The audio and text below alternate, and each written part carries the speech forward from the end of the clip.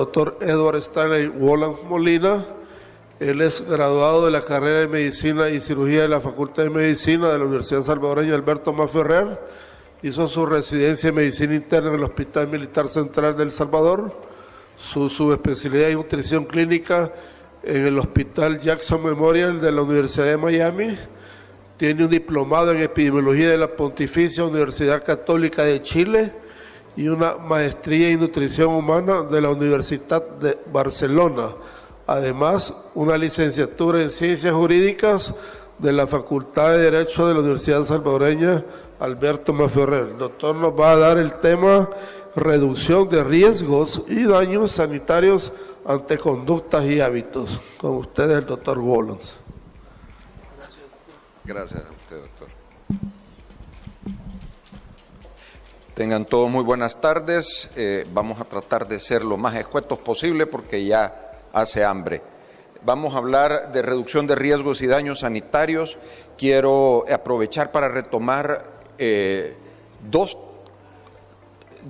temas que abordaron como parte de sus conferencias el doctor Handal, que habló de los factores que no podemos cambiar y hablamos de la genética, y quiero que lo tengan en mente, y también algo que dijo la doctora Vázquez sobre el tema de la ignorancia, por lo cual es importante el tema de la educación, empezando por la educación médica. El Ardipithecus ramidus, llamado Ardi, tatarabuelito nuestro, vivió hace como 4.4 millones de años y su cerebro pesaba de 300 a 350 gramos. Luego, Lucy, la famosa Lucy, Australopithecus afarensis, ella vivió un poquito después, hace nada menos que 3.9 millones de años, y a su cerebro pesó 500 gramos. Luego tenemos a alguien que ya lo hemos visto, ya es un tatarabisabuelito más cercano, el Homo erectus, vivió hace 1.9 millones de años y su cerebro ya pesaba entre 800 a 1.200 gramos. El Homo neanderthalensis, que vivió hace más de 400.000 años, y aunque era de la especie Homos, no es realmente nuestro antepasado. De hecho, nuestro antepasado se los acabó, pero quería decirles que tenía un peso del cerebro de entre 1.300 y 1.650 gramos, es decir, un cerebro un poco más grande que el nuestro y un tamaño corporal mucho más grande que el nuestro. Era, en términos de supervivencia, más apto que nosotros. Y aquí está el bisabuelito algo trasnochado de todos nosotros, el Homo sapiens sapiens, que apareció hace aproximadamente 300.000 años. Eso tenemos de andar volando suela aquí sobre el planeta. Y el peso del cerebro del Homo sapiens sapiens era originalmente de 1.400 gramos. ¿Qué pasó? ¿Por qué este Homo sapiens acabó con los otros 5 tipos de homos que andaban caminando en el planeta junto con él, y pudo pasar del norte de África a colonizar el resto del mundo? Porque hace 70.000 años hubo algo que se llamó la revolución cognitiva, por un motivo que algunos podrían llamar ese fue el soplo de vida. Los cerebros lograron un salto cualitativo en sus conexiones, porque todos son circuitos en nuestro cerebro, y pudieron llegar al pensamiento abstracto, es decir, a concebir temas como el bienestar, temas como el trabajo en grupo, y eso lo llevó a estos antepasados a eliminar a sus competidores. Y en el siglo XX ya el cerebro del Homo sapiens sapiens es de 1.500 gramos y encontramos gente que ha hecho gran uso de él, como Robert Oppenheimer, les recomiendo que vayan a ver la película, José Ortega y Gasset, uno de los cerebros considerados más potentes del siglo XX, de habla hispana, y por supuesto Steve Jobs. Y eso se llama evolución. Aunque por supuesto puede que vayamos involucionando, ¿verdad? Aquí tenemos a Don Bad Bunny. Pero en fin, ok, ¿qué tiene que ver el cerebro con nuestra selección de alimentos? Pues tiene que ver con conducta. La conducta es la repetición de una acción que viene provocada por el condicionamiento de una serie de circuitos cerebrales. Para todos aquellos que todavía manejan el concepto que nuestro cerebro es como una especie de biblioteca con cajones y libros que podemos sacar, eso no es verdad. Nuestro cerebro funciona como el Internet, funciona por asociaciones. Por eso es que estamos pensando en comida y de repente nos acordamos de la abuelita que nos preparaba el no sé qué y eso nos lleva a recordar una reunión, la familia, los sentimientos y nos lleva y dice, me fui. Eso es asociaciones. Ahora, nuestras conductas las guía un angelito bueno y un angelito malo. No, eso no es cierto, ¿verdad? No tenemos voces internas y si las tenemos, si las oímos, visitemos un psiquiatra porque algo anda muy mal, ¿verdad? Pero no existe eso. Es nuestro cerebro el que manda. Y les recomiendo que lean un libro que se llama "Y el cerebro creó al hombre", de Antonio Damasio, uno de los neurocientíficos médicos más destacados, si no el más destacado en neurociencias en este momento. Ok, cuando hablamos de alimentación nosotros estamos hablando de que necesitamos mantener un equilibrio entre el consumo de lo que comemos y el gasto de la energía que obtenemos. Mientras ese consumo y gasto esté equilibrado, estamos en homeostasia y todo va bien. Si nosotros tenemos un consumo de alimento mayor al gasto de energía que tenemos, lo que va a venir es el sobrepeso, la obesidad. Y si es a la inversa, la desnutrición. Ok, hay factores propios y factores externos. Dentro de los factores propios están los biológicos, son los intrínsecos. Y dentro de los factores externos o extrínsecos están los ambientales. Hablemos de los intrínsecos o biológicos en ese tema de la selección de alimentos. Y pongan atención porque necesitamos conocerlo, porque a nosotros nos llegan los pacientes y la gente quiere que le aconsejemos. Y de hecho tenemos que hacerlo. Pero si no entendemos el proceso, lo que tendemos es a criminalizar la acción o la conducta, a castigar al paciente, nos volvemos jueces. Y esto no es un tema de juzgar, es un tema de entender y ayudar. Ok, ¿cuáles son esos elementos intrínsecos o biológicos? Tengo hambre, tengo ganas de comer, me gusta lo que hay para comer. Eso es un tema que lo comanda nuestro cerebro, ¿verdad? El tema del hambre, ahí hay neuropéptido Y, ahí hay grelina de por medio, ahí hay mensajes como los que mencionaba el doctor Handel, la insulina, el glucagón, todo eso tiene que ver. Ahora, ¿tengo ganas de comer? Ese es otro elemento que se sale del factor puramente bioquímico. Y me gusta lo que hay para comer, tiene más que ver con algo que se denomina, por cierto, en estos estudios que hace el doctor Damasio, el sí mismo autobiográfico. El sí mismo autobiográfico es ese conjunto que tenemos de experiencias, que son conocimientos, que van a generar en los circuitos cerebrales toda esa interconexión y esa asociación. Algunos habrán tenido experiencias fantásticas con algún tipo de comida y otros no. Y pueden ser experiencias terribles y eso hace que una persona, cuando le dicen X comida, diga, sí, me gusta. Y otro diga, qué horrible.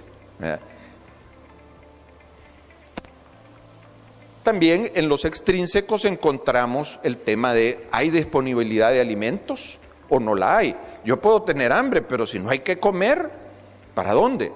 O los tipos de alimentos que están relacionados con el tengo ganas de comer o me gusta lo que hay para comer. Y los contextos sociales y culturales. No es lo mismo comer en un contexto occidental que comer en un contexto en el Medio Oriente, allá en una carpa con los beduinos. Si no me acabo lo que me ponen y hago un buen eructo, lo más seguro es que voy mal ahí, ¿no? Y puede que me pase algo bastante negativo. ¿Cuáles son las conductas asociadas al consumo de alimentos? Esto empieza a ser interesante para todo clínico. Una cosa que nos piden a nosotros, nos enseñan en semiología, es que debemos preguntar sobre las conductas de los pacientes. No solamente de la comida, fuma, toma, cuánto fuma, qué toma, qué tan seguido toma, qué come, cuánto de eso, cuán seguido, etcétera. Y hasta ahí, fantástico, hacemos un levantamiento de la historia clínica. El problema es qué hacemos con esa información, porque desde el punto de vista endocrinológico, pacientes diabéticos, hay que hacerles una serie de recomendaciones, pero las recomendaciones sin el conocimiento de lo que hay adentro y cómo funciona el cerebro en esa relación con la comida, lo que va a generar es fracaso terapéutico. Déjenme que les muestre. Hambre. Este es un condicionante intrínseco para comer. Un plato de comida, ok, pescado, vegetales, hongos, una papa, un guineo. Muchos pueden decir, qué rico se ve. Otros pueden decir cuando ven todos estos vegetales, zacate. Experiencias, conocimiento, condicionamiento. Pero lo importante es que veamos el circuito cerebral, cómo funciona. Ok, el hambre va a llevarnos a un consumo. Ese consumo va a generar una recompensa. Esta recompensa va a promover más consumo. Eso es a lo que se llama retroalimentación positiva, ¿sí? Ahora bien, llegado un punto que hay liberación hormonal de neurotransmisores, en fin, todo un mecanismo que necesitaríamos muchísimo tiempo, pero que vale la pena aprenderlo para generar saciedad.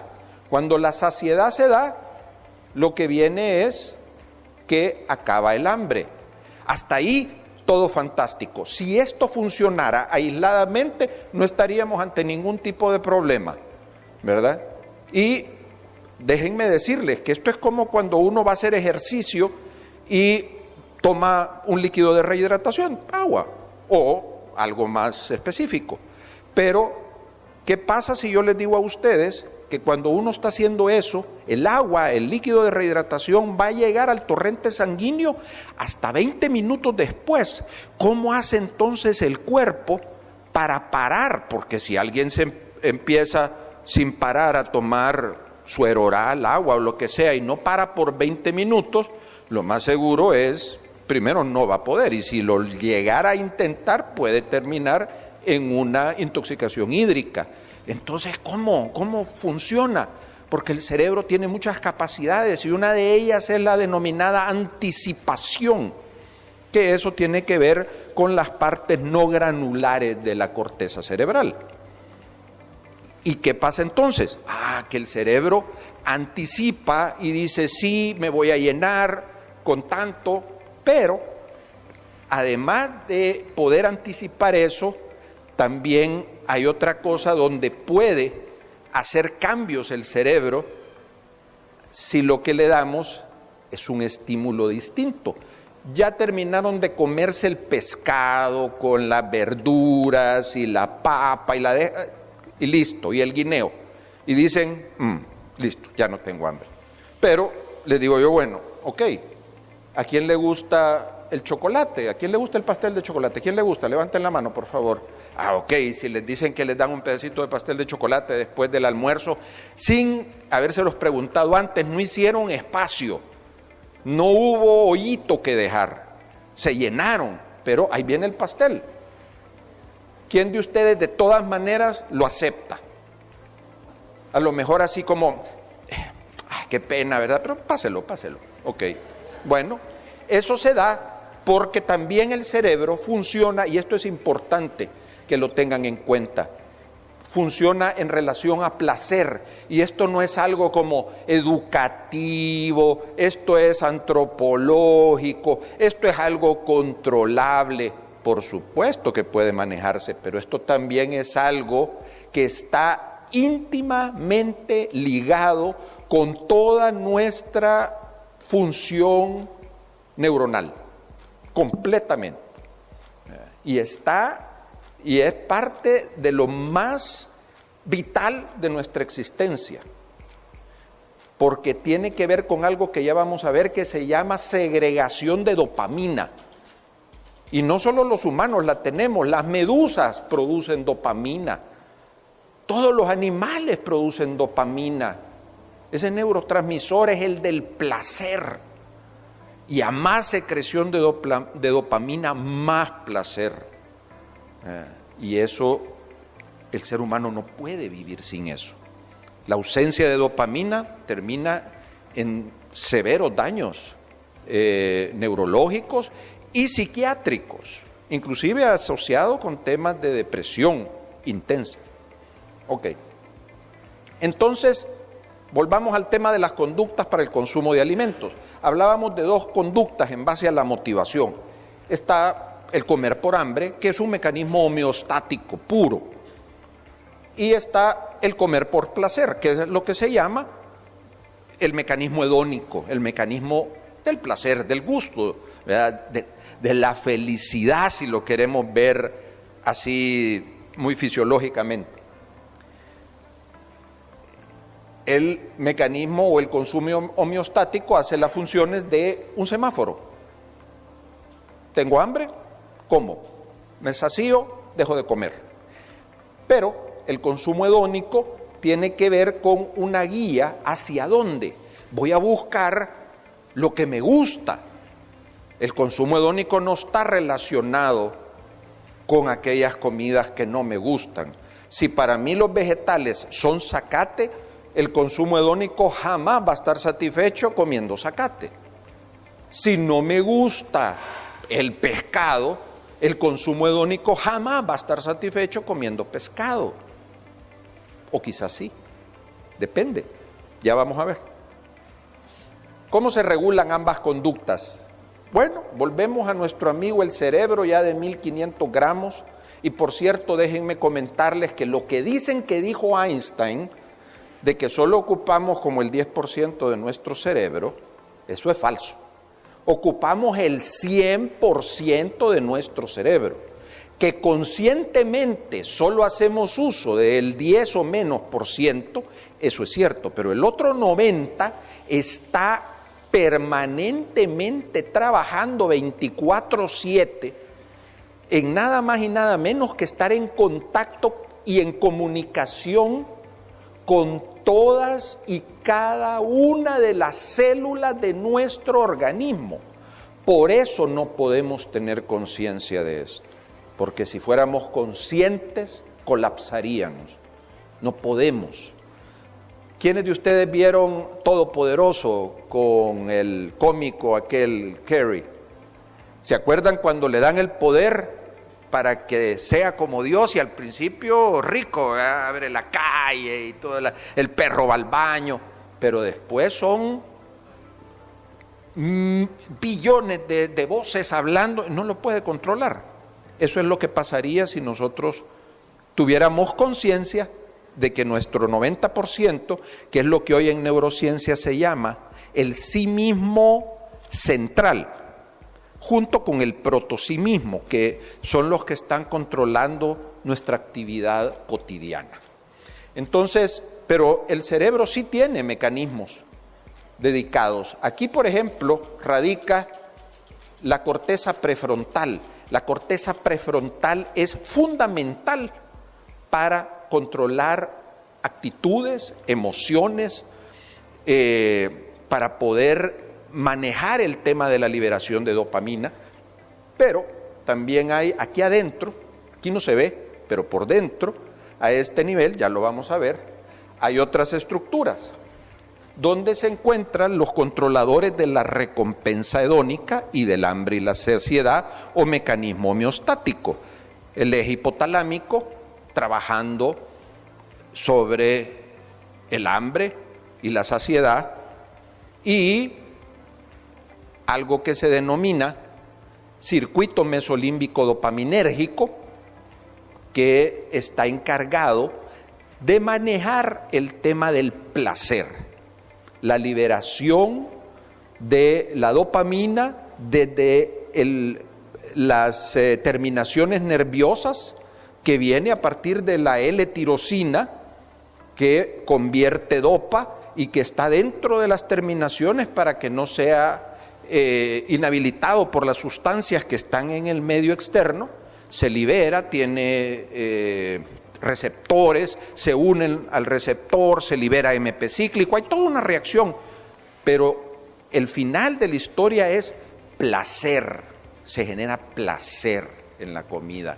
Esto no tiene que ver con que si somos educados, si somos ignorantes, si somos gente que come refinado, si estamos delgados, si estamos gordos.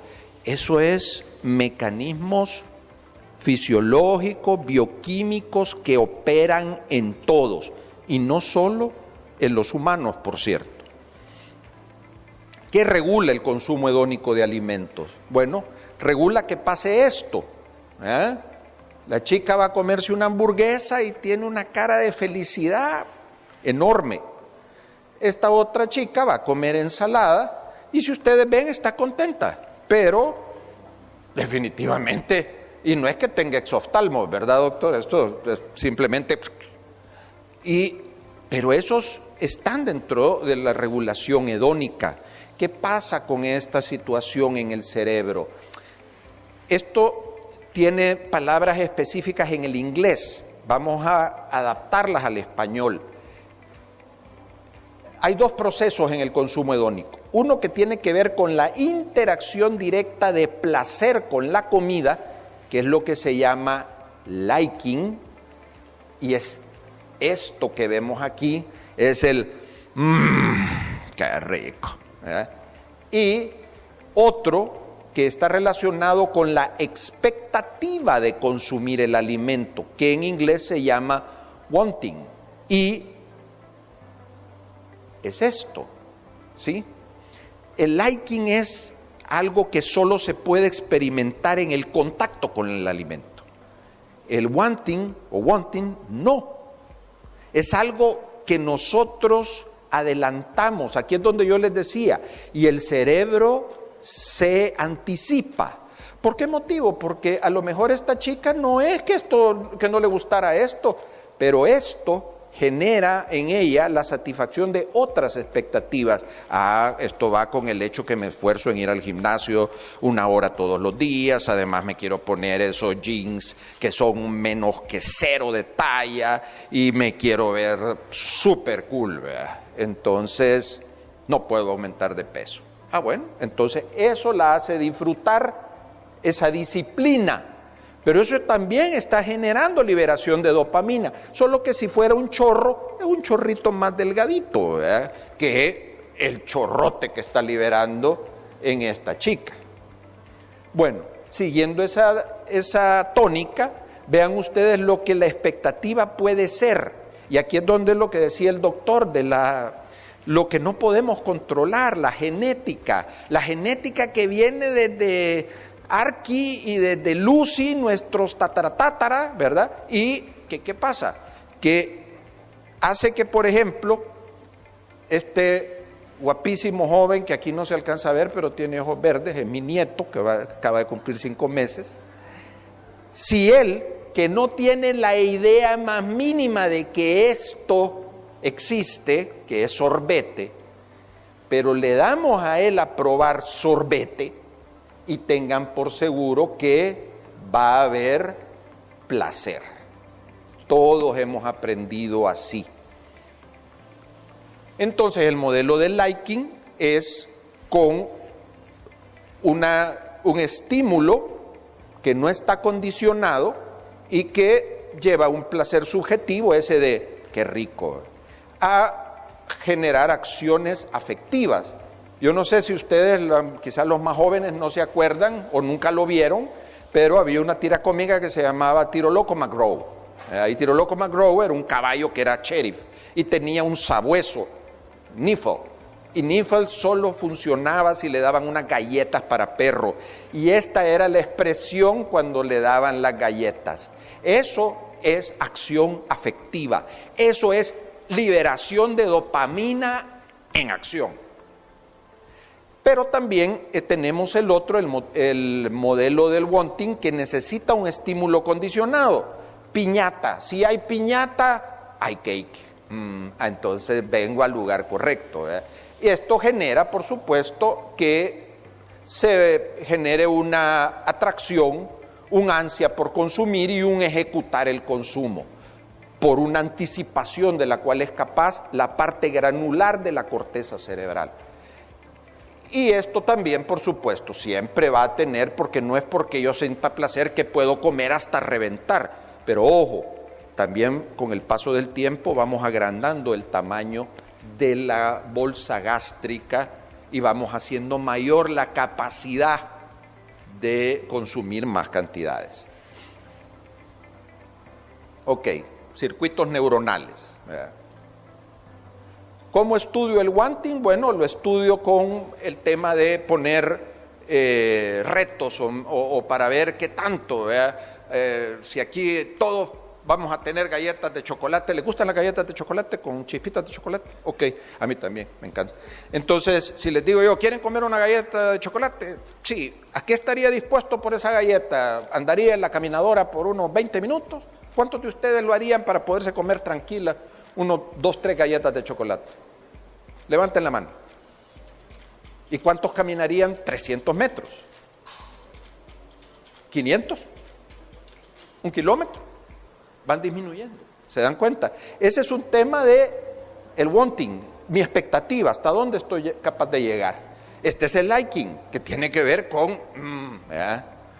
Ok, ¿cómo estudio el liking? Y miren lo que decía el doctor, la genética y la evolución que les mostré en la rata, en el chimpancé y en el niño. Si aquí les dieron a probar dulce, sacaron la lengua los 3 por el placer, pero les dieron algo amargo y no pasó, ¿verdad? No pasó. Ok, solo para ir cerrando, porque ya me levantaron de que tengo que terminar, vimos los aspectos intrínsecos, pero no podemos dejar de considerar los extrínsecos, es decir, disponibilidad de alimentos, tipos de alimentos, contexto social y cultural, y aquí acordémonos y no podemos olvidar también la evolución. Las calorías las obtenemos principalmente azúcar, grasa, pero también consumimos sal, ¿verdad? Pero las calorías están en azúcar y grasa. Azúcar y grasa eran el objetivo primario de Arqui, nuestro tatara, de Lucy, nuestra tatara, y de todos los que hemos venido para abajo para poder obtener calorías. ¿Qué quiere decir calorías? Energía para nuestra supervivencia, que era indispensable en esta época. Imagínense ustedes que cuando tocaban estas situaciones, ya fuera que había que pelear o que había que correr, los que tenían más disponibilidad energética en su organismo iban a salir triunfantes de esta situación. Los que les tocaba que los agarrara la situación con menos alimentación, menos calidad nutricional, el que iba a quedar más contento era ¿verdad? Entonces, para nuestra supervivencia era favorable consumir alimentos ricos en calorías, con grasas y azúcar. Nuestro cerebro nos ayuda a aprender qué alimentos son ricos en sal, en grasas y azúcares, porque estamos condicionados después de millones de años, que venga la OMS a decir que no le den nada dulce a la gente para que no se acostumbre a lo dulce. Hombre, no sé si reír o llorar, pero qué triste afirmación. Es imposible ¿Cómo podemos ver lo anterior reflejado en la vida cotidiana? Bueno, el problema del refrigerador. ¿Cómo elijo lo que voy a comer? Depende cómo esté el refrigerador. Este es el refrigerador en día lunes. Ah, caramba, huevitos, hay arroz por ahí, ¿ve? Aquí tenemos un montón de vegetales, hay aguacate, hay fruta. Pero, ¿y qué tal si es el refrigerador del sábado, hoy, más tarde? Y solo hay cerveza, ¿ve? Por Dios, ¿y cómo hacemos? ¿Y si hay piñata? ¿Y hay pastel? ¿Ah? Ok. Fíjense bien, hay estudios, ni siquiera han salido del mundo científico, aunque apoyados por 2 universidades, eso sí. En diciembre del 2019, la Defensoría del Consumidor presentó su estudio El consumo de comida preparada fuera de casa. Lastimosamente, fue diciembre, nadie le paró bola, luego vino el COVID y nadie se fijó. Pero el estudio, que lo llevó a cabo 2 de las más prestigiosas universidades del país, recogió una muestra de 1,000 individuos en diferentes partes del país. 3 de cada 4 salvadoreños desconocen el número de calorías que consumen y cuál es la cantidad adecuada que deberían consumir. Usted lo dijo muy bien, doctora Vázquez, ignorancia. En cuanto a los alimentos que consumen fuera de casa, 2 de cada 3 prefieren desayunar pupusas, 7 de cada 10 almuerzan pollo frito o asado y 3 de cada 4 tienden a repetir el consumo de las pupusas en la cena. Solo gusto, claro, placer, disponibilidad también, precio. ¿Qué beben los salvadoreños por tiempo de comida? 3 de cada 5 consumen café en el desayuno con azúcar. En el almuerzo 3 de cada 5 prefieren refrescos de fruta porque vienen en los combos en los comedores. Y en la cena 2 de cada 5 toman bebidas carbonatadas. ¿Dónde comen los salvadoreños? 11 de cada 20 desayunan en pupuserías, 3 de cada 5 almuerzan en cafeterías o comedores y 1 de cada 2 consumidores cenan en restaurantes de comida rápida. Hoy encontramos a la OMS atacando la comida procesada. Entonces, estos de la OMS me dan a mí la impresión, después de todo lo que pasó con el COVID, que como que andan en otra galaxia, un poco fuera de la realidad. ¿Cuánto gastan en comida diariamente los salvadoreños? Esto es importante, porque esto es una realidad. A veces le estamos diciendo y pidiendo a los pacientes que hagan cosas que materialmente no pueden. En el desayuno el gasto oscila entre $1 y $1.50, en el almuerzo 2 a 2.50 y en la cena más de $3. 3 y 2 son 5 y 1.50, 6.50. Por 5 días, por si es lo de la semana, ¿verdad? Porque hay que ver cuánto es el salario mínimo y lo que cuesta la canasta básica. Perdón. Entonces, ¿cómo cambiar la evolución? Bueno, hay cosas que se están trabajando, pero la verdad que si me preguntan, ¿cómo cambia la evolución? La evolución cambia con el tiempo, mucho tiempo, pero ¿qué podemos hacer para controlar la evolución, para ganarnos ser sapiens sapiens? No es hacer este tipo de cosas. Esto ha sido un fracaso en todas partes donde lo han puesto, no logra nada. Educación, eso es lo que funciona. ¿Pero qué dicen los políticos? Pero es que eso es a largo plazo, son 20 años para empezar a ver los efectos.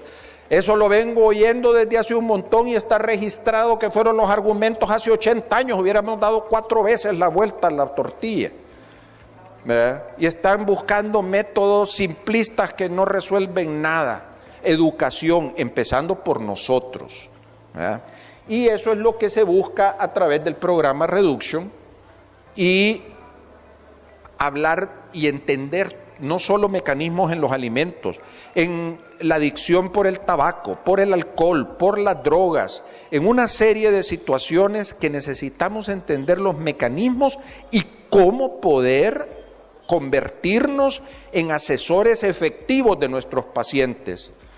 Damas y caballeros que son médicos, déjenme decirles que el doctor Watson ya nos comió el mandado.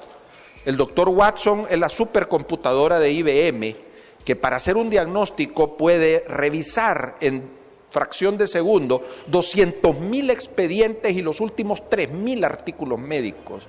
Eso no lo puede hacer ninguno de nosotros, ni lo va a poder hacer. Pero nuestro papel como guías y consejeros, como intérpretes de la tecnología, ese no nos lo puede quitar aún. Pero hay que entender para poder apoyar, porque cada vez que le decimos al paciente gordo, mire, si no baja de peso, ya ni venga, hombre. O al que fuma y sigue fumando, ya no vuelva. O al que toma, ¿verdad? ¿Y qué está haciendo? Ya mejor ni venga. Es ignorancia nuestra.